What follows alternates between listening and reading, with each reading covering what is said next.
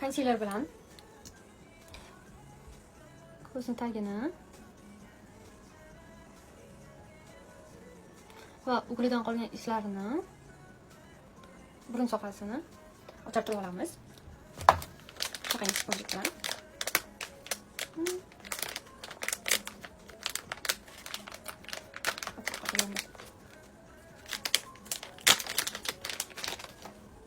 Shunaqangi sponjik.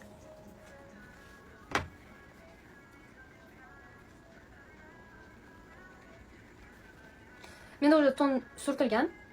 Qiziqqanlar uchun Estee Lauder Double Wear'dan ton ishlataman, chunki yuzim yog'li bo'lgani sababli butun kun oqmasdan, tipa yeyilib ketmasdan turadigan tonalli krem.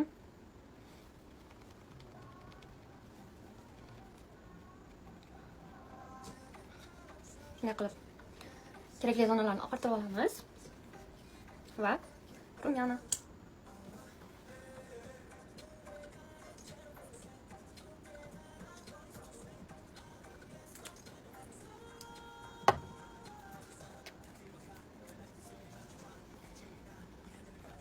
rumyanini ozroq ishlatsak ham shunaqangi pigmentatsiyasi kuchli.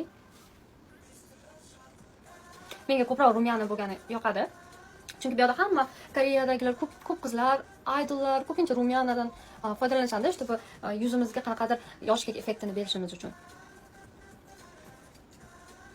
Menda ko'payib ketdi menimcha.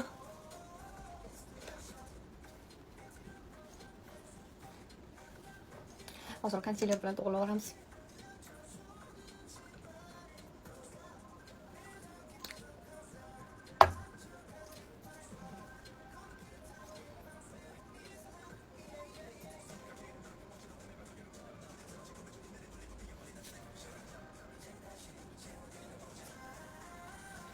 Endi yaxshi. Hop, undan keyin esa kiprikimizda shunaqangi удобный kisichkasi bor.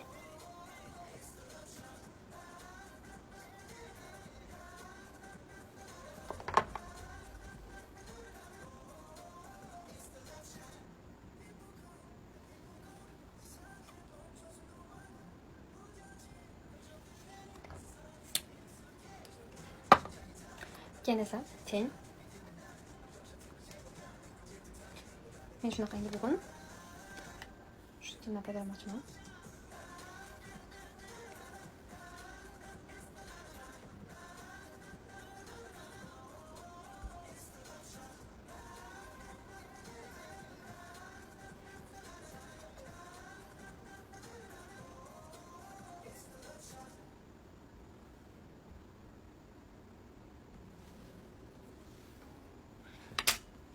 Bu yoqda bularni ikkalasini menimcha bunisini highlighter qilib ishlatsak bo'ladi.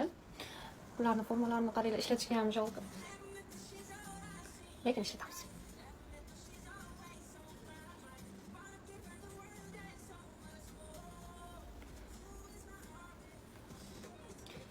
Xitoyni, Koreyani, Yaponiyani tenlarini pigmentatsiyasi lekin u darajada kuchli bo'lmaydi. Rumyani, pomadalarni ranglari pigmentatsiyasi kuchli bo'lishi mumkin, lekin tenlarniki emas. Chunki u darajada ko'p ten ishlatishmaydi.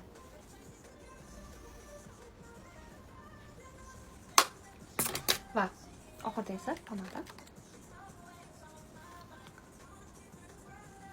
Menda labimda hozir tint bor. O'chirganimda ham baribir qolgan rangi.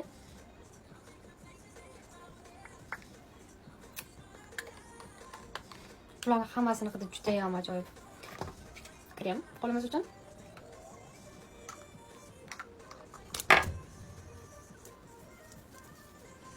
Oh, qanaqa zo'r, juda ham pullari zo'r. Eng oxirida esa shunaqangi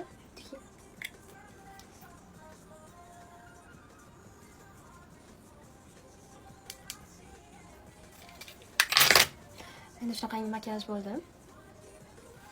Videoni sizlarga yoqdi degan umiddaman. Hammaga xayr.